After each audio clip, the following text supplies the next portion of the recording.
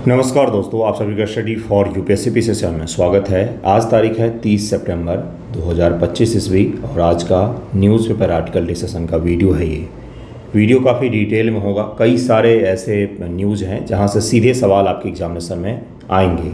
कई सारे बच्चे पूछ रहे हैं कि एईडीओ के लिए प्रैक्टिस सेशन के लिए अगर पीवाईक्यू प्रैक्टिस करना हो तो किन किन चीज़ों का करें। तो एक सोर्स लूसेंट का ज़रूर रखिए, दूसरा जो है वो घटना चक्र को रख सकते हैं और बाकी पीवाईक्यू तो घटना चक्र में आपको मिल ही जाता है। तो प्रैक्टिस ज़रूर ही कीजिएगा, अच्छे से कीजिएगा। बाकी जो बीपीएससी की तैयारी कर रहे हैं कृपया मेंस पर ध्यान दें और मेंस को जितना बेहतर तरीके से हो सकता है तैयार करें। निबंध लेखन का भी प्रैक्टिस करें। कल यूट्यूब कम्युनिटी में मैंने निबंध पोस्ट कर दिया था। एक मैंने निबंध दिया था जिसको लिखने का प्रयास कीजिएगा। खेल और राष्ट्रवाद चूँकि चर्चा में है, भारत पाकिस्तान मैच के दौरान इस प्रकार के टॉपिक से सवाल पूछे जा सकते हैं। खेल और राष्ट्रवाद है, कोशिश ज़रूर कीजिएगा लिखने की। अगर नहीं करेंगे तो कोई बात नहीं। दूसरा टॉपिक जो है वो है भारत में राष्ट्रवाद का विकास। ये आसान टॉपिक है, भारत में राष्ट्रवाद का विकास। भारत में राष्ट्रवाद का विकास ये आसान टॉपिक है। आपको इसमें इतिहास से लेकर के वर्तमान तक के चीज़ों को लिखना पड़ेगा। खास तौर से इतिहास की ही चर्चा होगी क्योंकि राष्ट्रवाद का विकास के परिणाम स्वरूप ही राष्ट्र का निर्माण होता है। पहला टॉपिक जो है खेल और राष्ट्रवाद आज के संदर्भ में, यही मैंने दिया था। खेल और राष्ट्रवाद आज के संदर्भ में ध्यान से सुन लीजिएगा। उसके पश्चात से हम लोग करंट का डिस्कशन शुरू करेंगे। खेल और राष्ट्रवाद आज के संदर्भ में, क्या इस टॉपिक में कहीं पर ही भारत की चर्चा है? क्या नहीं है।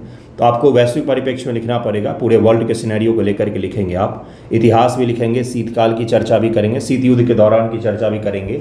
उस दौरान किस प्रकार से ओलंपिक होते थे, किस प्रकार से खेल में राष्ट्रगान, राष्ट्रध्वज और चीज़ों को इम्प्लीमेंट किया गया। तो राष्ट्रवाद को खेल से किस प्रकार से जोड़ा गया, इसको लिखना है। लिखने की कोशिश ज़रूर ही कीजिएगा। जो सीरियस होंगे वो लिखेंगे ही, बाकी तो कोई बात नहीं। आप दुर्गा पूजा पर लिखिए। ऐसे बेसिक से शुरुआत करने के लिए दुर्गा पूजा भी सही टॉपिक है, हंसने की चीज़ नहीं है ये। दुर्गा पूजा भी कोई छोटी टॉपिक नहीं है। जिनको नहीं लिखना आता है, मैंने तो बच्चों को गाय पर निबंध भी लिखवाया है। बिल्कुल सही सुन रहे हैं आप, क्योंकि नहीं लिखना आता था उनको। और जब उन्होंने गाय पर निबंध लिखा तो फिर दुर्गा पूजा पर भी लिख लिया उन्होंने। फिर खेल और राष्ट्रवाद पर भी लिख लेंगे। पहले दिन में ही खेल और राष्ट्रवाद पर नहीं लिख पाएंगे, पहली सीढ़ी चढ़नी पड़ती है। तो दुर्गा पूजा पर ही लिखिए, लेकिन लिखिएगा ज़रूर। लिखना ज़रूरी होता है बीपीएससी मेंस या सिविल सर्विसेज के प्रिपरेशन के लिए, ठीक है। देखिए आज का हेडलाइन क्या है। हेडलाइन तो वही है कि पाकिस्तान के इंटीरियर मिनिस्टर जो एशियन क्रिकेट बोर्ड के चीफ हैं, वो एशियन ट्रॉफी लेकर के घर चले गए अपने। तो ठीक है, अब देखते हैं कि ट्रॉफी कैसे वापस आता है। फिलहाल ये विवाद का मुद्दा बन गया है। खेल और राष्ट्रवाद में इसको भी आप ऐड कर सकते हैं। इसीलिए टॉपिक दिया गया था क्योंकि हद से ज़्यादा चर्चा में है एशिया कप जब से शुरू हुआ है तब से। भारत और कनाडा के संबंध सुधरने शुरू हुए हैं। लॉरेंस बिश्नोई का जो गैंग है, इसको टेररिस्ट ऑर्गेनाइजेशन का दर्जा दिया गया है कनाडा में और अब इसके खिलाफ कार्रवाई शुरू किया जाएगा। लॉरेंस बिश्नोई गैंग पर कई सारे आरोप लगे हैं, कई सारे लोगों की हत्या के आरोप लगे हैं। कनाडा और अमेरिका में इन्होंने हत्या का प्रयास भी किया है। तो इस पर अब टेररिस्ट ऑर्गेनाइजेशन इसको घोषित किया गया है। एक छोटा सा न्यूज़ था ये। आज का जो मुख्य न्यूज़ है वो है ये कि इंडिया और जो भूटान है वो रेल लिंक प्रोजेक्ट को शुरू कर रहे हैं। India to build 2 cross border rail link Bhutan. Cost 4000 crore रुपए है। एक जो है बंगाल से जोड़ा जाएगा, एक पश्चिम बंगाल से भूटान को जोड़ा जाएगा। पहला लिंक यहाँ पर है और दूसरा जो है वो गेलेफू आपको बताया था कि एक कॉमर्शियल और इंडस्ट्रियल टाउन बन रहा है। कहाँ पर? तो भूटान में। तो गेलेफू को कोकराझार जो असम में है यहाँ से जोड़ा जाएगा। तो 2 रेल लिंक प्रोजेक्ट जो हैं ये इम्प्लीमेंट किए जाएंगे आने वाले समय में भारत और भूटान के संबंधों को मजबूत करने के लिए। भारत और नेपाल के बीच में ऑलरेडी क्रॉस बॉर्डर ट्रेन का लिंक है। भारत और बांग्लादेश के बीच में भी था, लेकिन बांग्लादेश में शासन सत्ता परिवर्तन के पश्चात से वो ट्रेन लिंक जो है वो बाधित हो गया है। भारत पाकिस्तान के बीच में भी है, लेकिन फिलहाल वो नहीं चल रहे हैं, वर्किंग कंडीशन में नहीं है, उसको बंद कर दिया गया राजनीतिक कारणों से, आपको पता ही है। तो लेकिन भारत और भूटान के बीच में शुरू किया जा रहा है। यह जो है काफ़ी महत्वपूर्ण है, यहाँ से सवाल पूछा जा सकता है। इस टॉपिक को आज हम लोग डिटेल में कवर करेंगे। उसके अलावा जो आज एनसीआरबी का कल डेटा जारी हो गया है, 2023 ईस्वी का एनसीआरबी का डेटा जारी किया गया है। देश में सबसे ज़्यादा मेट्रोपोलियन सिटी अगर कहीं पर क्राइम होता है तो दिल्ली का नाम है। रेप और इत्यादि मामलों में दिल्ली टॉप कर रही है क्राइम के मामलों में।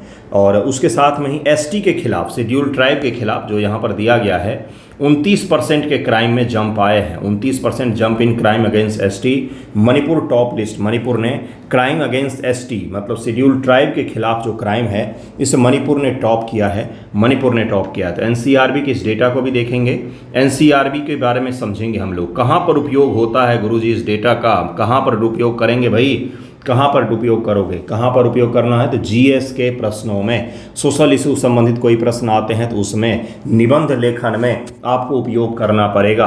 क्राइम अगेंस्ट जो वुमेन है वहाँ पर आप उपयोग कर सकते हैं। वुमेन एम्पावरमेंट जैसे टॉपिक आते ही आते हैं बीपीएससी मेंस में।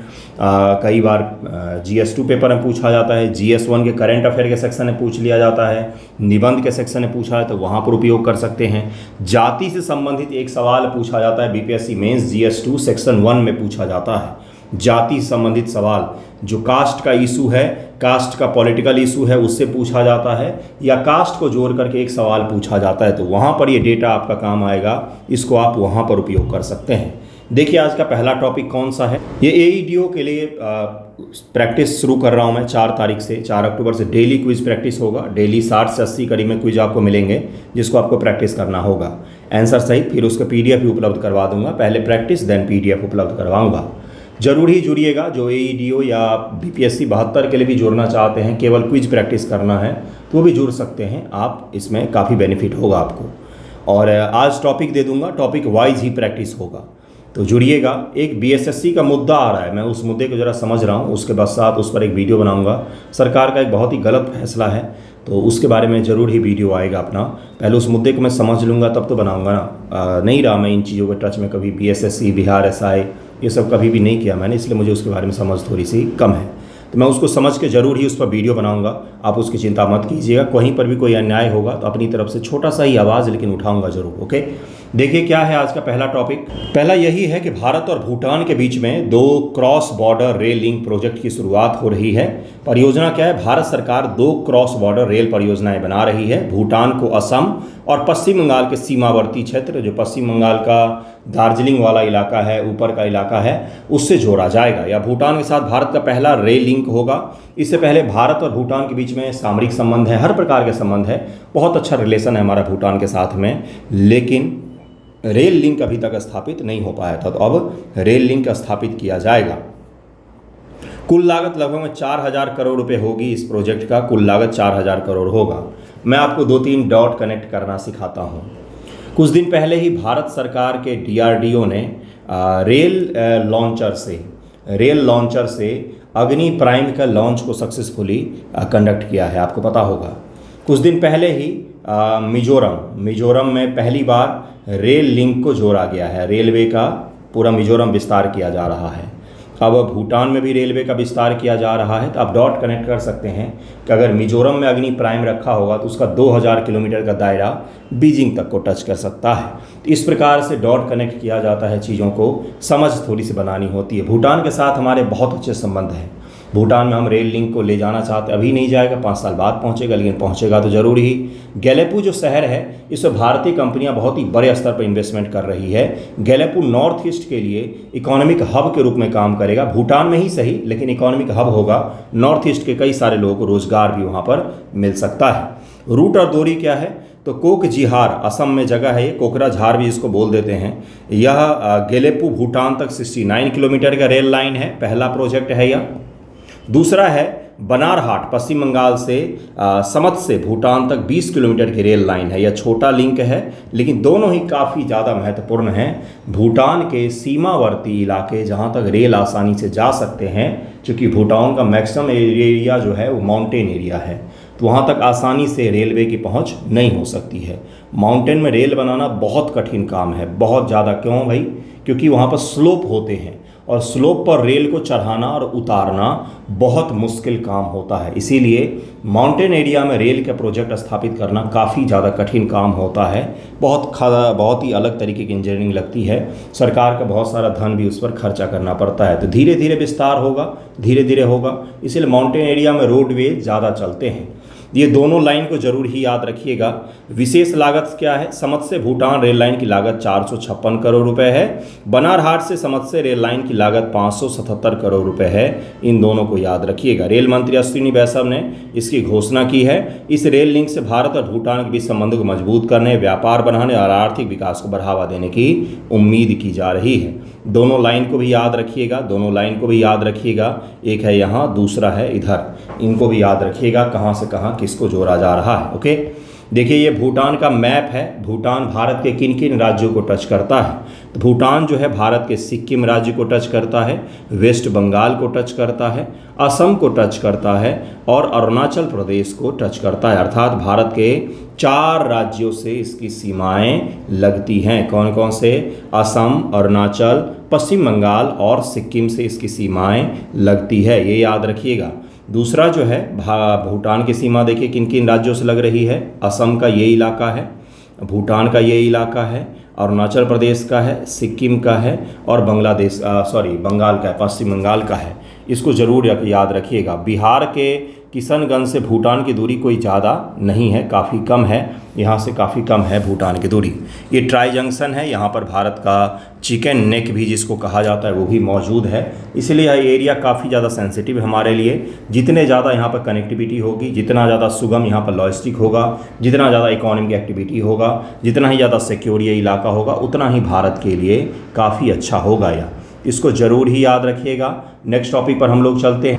अगला टॉपिक है कि 29% jump in crime against ST.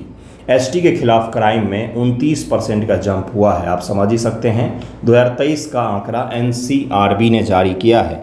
इस क्राइम के आंकड़े पर हमेशा ही सवाल खड़े किए जाते हैं, क्योंकि NCRB national crime record bureau जो है ये उन्हीं आंकड़ों को केवल रिकॉर्ड करती है जिसका एफआईआर दर्ज किया गया है या जिसकी इन्फॉर्मेशन पुलिस के पास में दर्ज की गई है।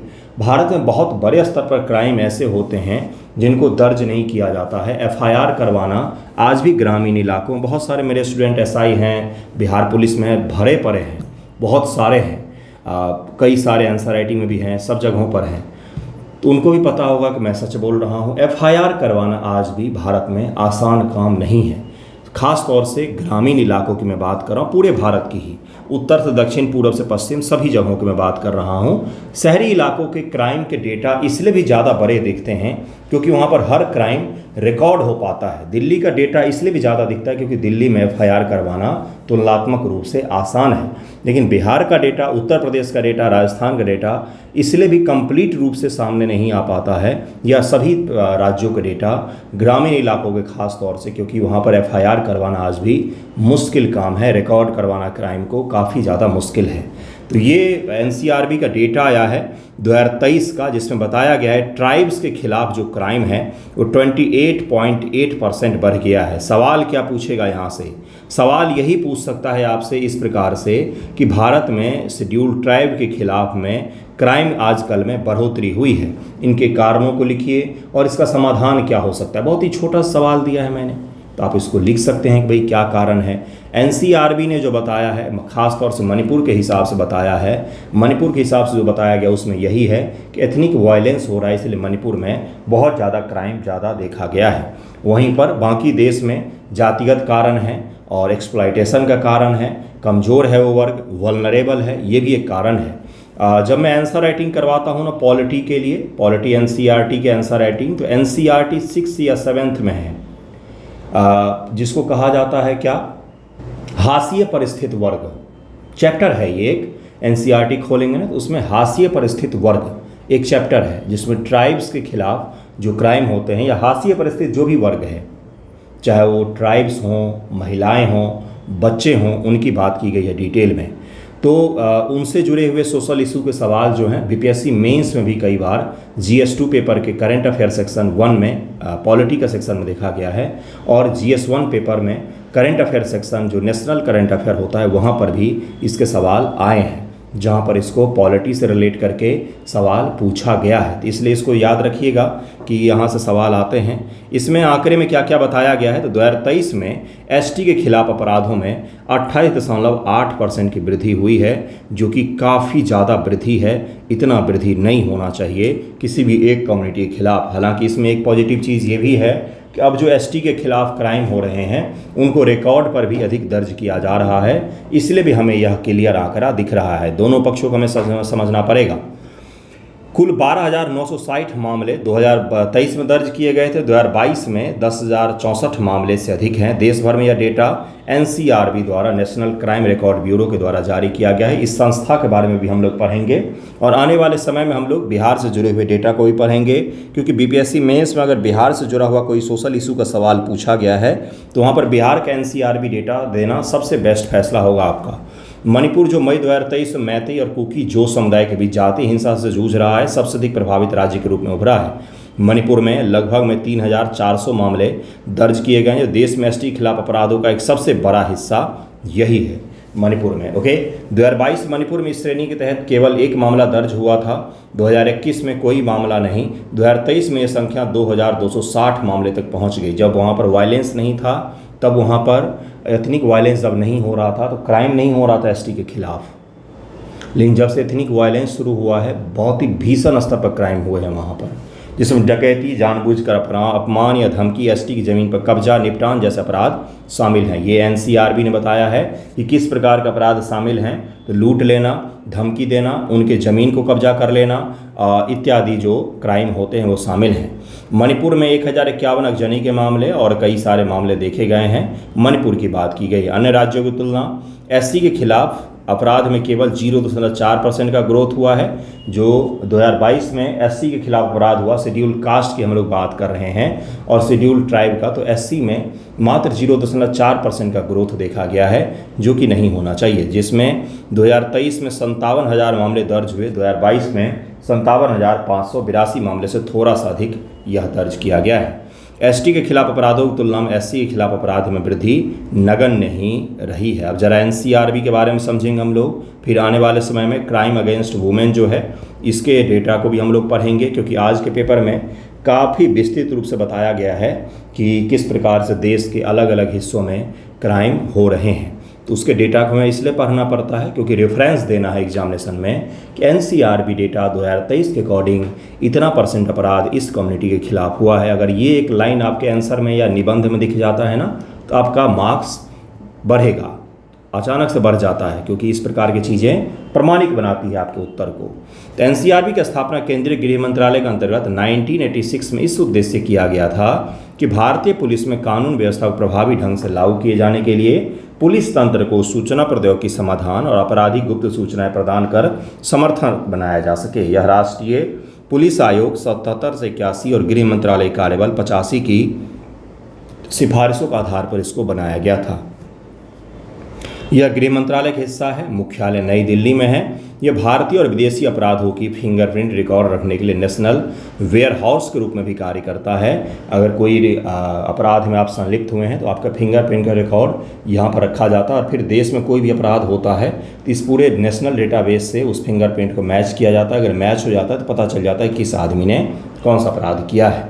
फिंगरप्रिंट खोज के माध्यम से अंतर्राज्यीय अपराधियों को पता लगाने में सहायता करता है। एनसीआरबी के 4 प्रभाग हैं। अपराध और अपराध ट्रैकिंग नेटवर्क सिस्टम CCTNS एक विभाग है। अपराध सांख्यिकी, फिंगरप्रिंट और प्रशिक्षण, ये 4 इसके अलग अलग विभाग हैं। इन चारों के बारे में भी याद रखिएगा। DSO एग्जाम DSO एग्जाम में नीति आयोग के अलग अलग विंग के बारे में पूछा गया है। और मैंने नीति आयोग जब पढ़ाया था पिछले साल, अमिताभ कांत जी जब हटे थे उस दौरान, तो यह मैंने बताया था कितने विभाग हैं, क्या हैं, तो वो पूछा गया DSO एग्ज़ाम में। उसी प्रकार से आज मैं एनसीआरबी का आपको विभाग बता रहा हूँ। 4 विभाग हैं। कौन कौन से विभाग हैं नाम बता रहा हूँ। और आने वाले एग्ज़ाम अगर फिर पूछा जाता है तो आप सोचते हैं कहाँ से पूछ लिया, यह सिलेबस में तो था ही नहीं, पढ़ा ही नहीं। एनसीआरबी कौन कौन से रिपोर्ट का प्रकाशन करती है? क्राइम इन इंडिया रिपोर्ट पहला, आकस्मिक मृत्यु और जो लिखा हुआ है उसका रिपोर्ट, जेल सांख्यिकी, भारत में गुमशुदा महिला और बच्चों पर रिपोर्ट। यह प्रकाशन न केवल पुलिस अधिकारियों के लिए बल्कि भारत में ही नहीं विदेशों में भी अपराध विशेषज्ञ, शोधकर्ता, मीडिया, नीति निर्माता सभी के लिए यह सरकार का आंकड़ा होता है कि गवर्नमेंट क्या बोल रही है अपराध के मामले में, डेटा क्या है गवर्नमेंट के पास, उसका आंकड़ा होता है ये। तो इसीलिए इसको इतना महत्व दिया जाता है, इसको ज़रूर याद रखिएगा। नेक्स्ट टॉपिक जो है यह पीटी फैक्ट है। पीटी फैक्ट है क्या है भाई?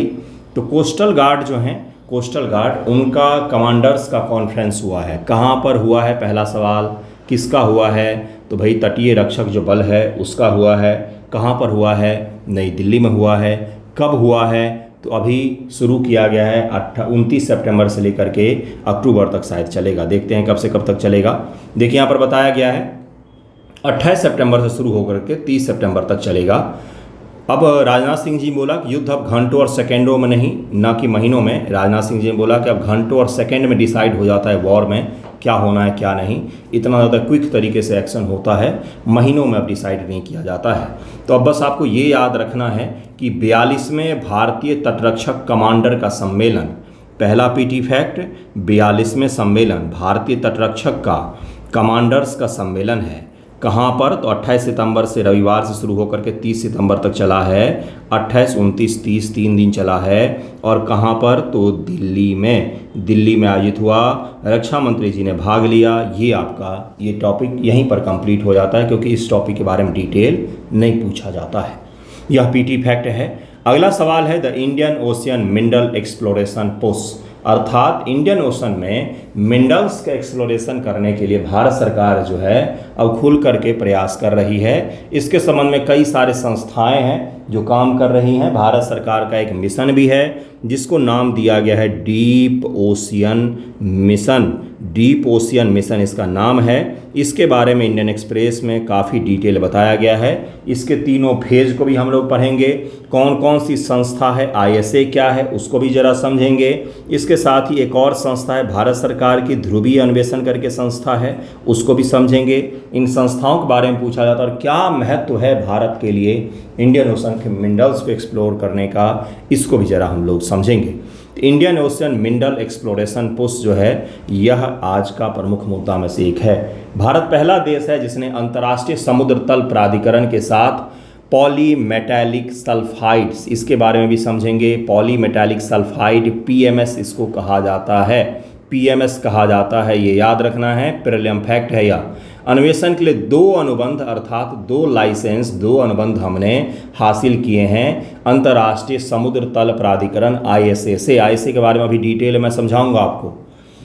ये धातुएं नवीकरणीय।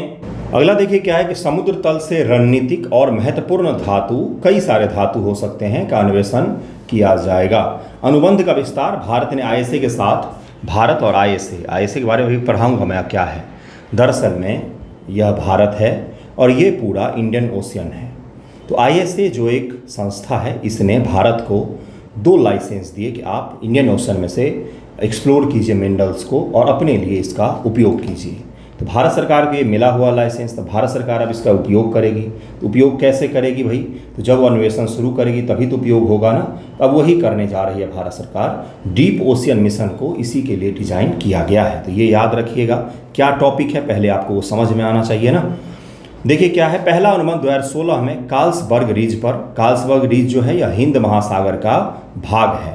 दूसरा दक्षिण पश्चिम भारतीय रिज पर साइन किया गया। कार्लसबर्ग रिज जिसको कहा जा रहा है वो यही है। देखिए यहाँ पर कहाँ पर है ये, तो यह भारत है, ये भारत है। ये आपको दिख रहा है क्या, तो यह हॉर्न ऑफ अफ्रीका है, ये यमन है और इसको कार्लसबर्ग रिज कहा जाता है। ये जो इलाका है ना इसको कार्लसबर्ग रिज कहा जाता है। और यह इंडियन सेंट्रल रिज है, यहाँ पर मालदीव भी स्थित है। तो कार्लसबर्ग रिज पूछेगा, हाल ही में चर्चा में रहा, यह किस महासागर में स्थित है? अटलांटिक में है, प्रशांत में है, हिंद महासागर में है, आर्कटिक महासागर में है। तो इस प्रकार से सवाल आपसे पूछा जा सकता है। तो कहाँ पर है यह? हिंद महासागर। हिंद महासागर किस भाग में? तो अरेबियन सी के भाग में यह स्थित है। तो ये भी याद रखना है आपको कहाँ पर है यह। तो कहाँ पर है? तो कोस्ट जो है अफ्रीकन का कोस्ट है, अफ्रीका का हॉर्न ऑफ अफ्रीका का जो रीजन है उसी से लगा हुआ बीच का भाग है जिसको कहा जाता है कार्लसबर्ग रिज कहा जाता है। और उसके ठीक नीचे का जो ये जो भाग है इसको सेंट्रल इंडियन रिज कहा जाता है। यह कार्लसबर्ग रिज है और यह सेंट्रल इंडियन रिज है।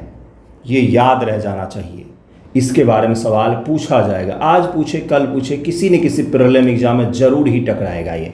और उस दिन फिर आप मुझे बताना कि हाँ पूछा गया कि नहीं। कार्लसबर्ग रिज के बारे में जरूर याद रखिएगा। देखिए क्या है, कार्लसबर्ग रिज हिंद महासागर में भारतीय प्लेट और सोमाली प्लेट, सोमालिया से जुड़ा हुआ जो प्लेट है प्लेट है उन दोनों के बीच में है। यह 40 मिलियन साल पहले बना और फैलाव दर 2.4 से 3.2 सेंटीमीटर प्रति वर्ष का है। दक्षिण पश्चिम भारतीय रिज हिंद महासागर में एक अन्य महत्वपूर्ण क्षेत्र है। धातुएं और महत्व। पॉलीमेटैलिक सल्फाइड में तांबा, जस्ता, सोना, चांदी, दुर्लभ पृथ्वी तत्व पाए जाते हैं। पॉलीमेटैलिक सल्फाइड इनको कलेक्टिव रूप से कह दिया जाता है। ये धातुएं नवीकरणीय ऊर्जा, सौर पैनल, पवन टरबाइन, हरित प्रौद्योगिकी के लिए आवश्यक हैं। हाइड्रोथर्मल वेंट्स से जमा होते हैं जो समुद्र तल पर गर्म पानी के स्रोत होते हैं, वहीं पर ये सारी धातुएं इकट्ठा होती हैं। NCPOR का योगदान, अब ये दूसरी संस्था है जिसके बारे में हम लोग डिटेल पढ़ेंगे। यह भारत सरकार की संस्था है। यही मुख्य रूप से डीप ओशियन मिशन के लिए काम कर रही है। राष्ट्रीय ध्रुवीय और समुद्री अनुसंधान केंद्र इस परियोजना का नेतृत्व कर रहा है। कौन है भाई, कौन परियोजना का नेतृत्व कर रहा है? तो राष्ट्रीय ध्रुवीय और समुद्री अनुसंधान केंद्र NCPOR इसका नाम है इस संस्था का, जो नेतृत्व कर रहा है इस मिशन का, जिसे भारत हिंद महासागर में 2 रिज क्षेत्र से मुख्य रूप से दोनों के लाइसेंस प्राप्त किए हैं, वहां से एक्सप्लोरेशन करने जा रहा है। 3 चरणों में अन्वेषण किया जाएगा। चरण 1 संभावित क्षेत्र की पहचान और मैपिंग, संसाधनों का मूल्यांकन कि हाँ भाई निकालना इकोनॉमिक रूप से सही है कि नहीं है। जमा का विस्तृत मूल्यांकन, 3 तरह के काम इसमें किए जाएंगे 3 चरण में। स्वायत्त पानी के नीचे वाहन AUV और रिमोटली ऑपरेटेड व्हीकल का उपयोग किया जाएगा, अर्थात ऑटोमेटिक जो UV होते हैं वाहन ऐसे होंगे। अब जल के नीचे जाकर अन्वेषण करना आसान नहीं होता है। मनुष्य के लिए चांद पर जाना एक बार को आसान है, लेकिन समुद्र के नीचे जाना आसान नहीं होता है, क्योंकि समुद्र का जो दबाव होता है ना वो इतना ज़्यादा कठोर होता है, इतना ज़्यादा अधिक होता है कि बड़े बड़े मशीनों को वो दबा करके चकनाचूर कर सकता है, इतना ज़्यादा दबाव होता है पानी का। तो इसीलिए गहरे समुद्र में जाकर के अन्वेषण करने के लिए भारत सरकार ने अलग से व्हीकल डिज़ाइन किए हैं। एक व्हीकल है जिसको रिमोटली ऑपरेट किया जा सकता है और एक व्हीकल है जो ऑटोमेटिक अपने आप चलता है। इस प्रकार के 2 व्हीकल बनाए गए हैं जिसके द्वारा अन्वेषण किया जाएगा, तो ये भी याद रखिएगा। प्रौद्योगिकी और बुनियादी ढांचा, भारत ने स्वायत्त अन्वेषण उपकरण, mapping tool, deep sea vehicle विकसित किए हैं। जहाज आधारित सर्वेक्षण, उन्नत नमूना संग्रह तकनीकें भी इकट्ठा की है। कालबर्ज रिज हिंद महासागर में एक प्रमुख हाइड्रोथर्मल वेंट सिस्टम है जो खनिज और संसाधनों से भरपूर है। यह भारत की ब्लू इकोनॉमी पहल का हिस्सा है जो समुद्री संसाधनों का सतत उपयोग सुनिश्चित करता है। ब्लू इकोनॉमी से जुड़ा हुआ सवाल 68 BPSC मेंस में पूछा जा चुका है। देखिएगा सवाल आपको मिलेगा, ब्लू इकोनॉमी क्या है, विस्तृत रूप से पूछा गया है, डिटेल में लिखने के लिए कहा गया है। तो उसमें आप ये अगर करंट का उदाहरण देंगे तो ही आपका आंसर अट्रैक्टिव होगा। रटे रटाए पॉइंट अगर आप लिख करके आ गए तो एवरेज मार्किंग की जाती है, जैसे मैं करता हूँ 3 नंबर दे दिया, एवरेज मार्किंग ये कहलाता है। और अगर आप बेस्ट लिखते हैं तो 50% के आसपास मार्क्स वो मिलते हैं। 4.5 कभी कभार रेयर आपको मिलता है। एग्जाम में भी इसी प्रकार से कर सकते हैं। अगर मान लीजिए 7 नंबर का सवाल है, बहुत अच्छा आपने लिखा है, तो 3.5 से 4 मार्क्स तक आपको दिए जाते हैं। उससे ज़्यादा तो रेयर मार्क्स होते हैं। कभी कभार मास्टर अगर सही मूड में है तो दे देगा, नहीं तो उससे ज़्यादा मार्किंग नहीं की जाती है। 50% के अप्रॉक्स मार्किंग की जाती है।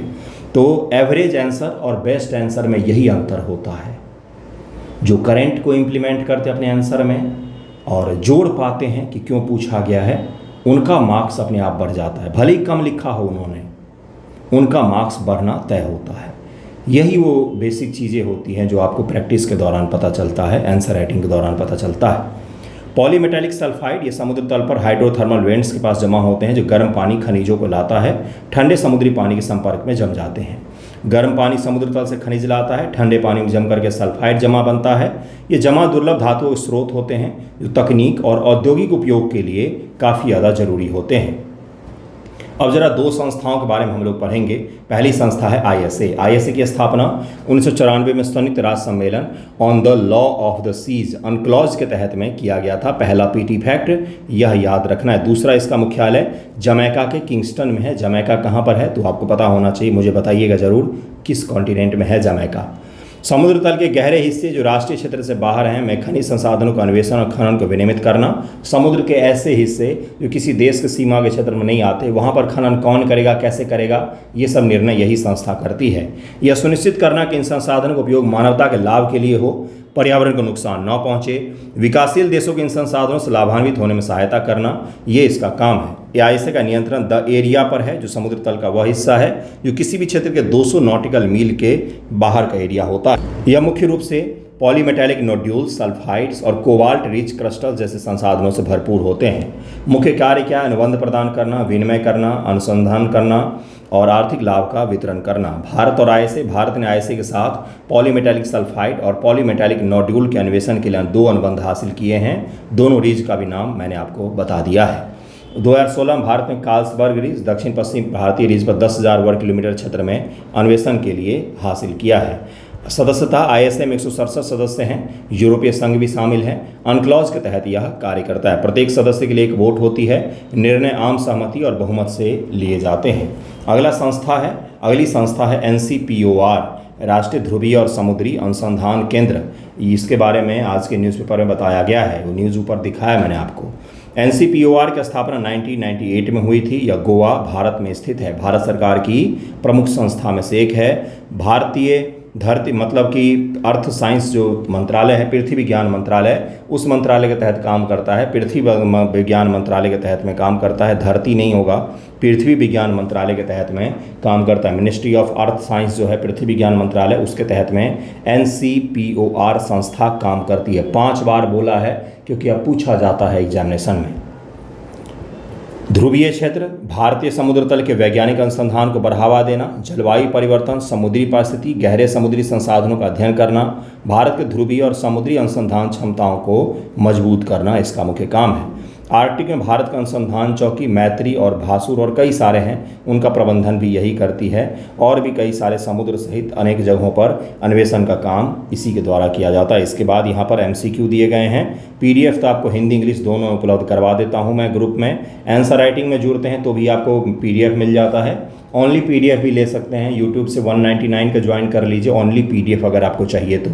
आंसर राइटिंग ज्वाइन करना है तो वो भी कर सकते हैं, उसमें भी आपको PDF सारे एक्सेस मिल जाते हैं।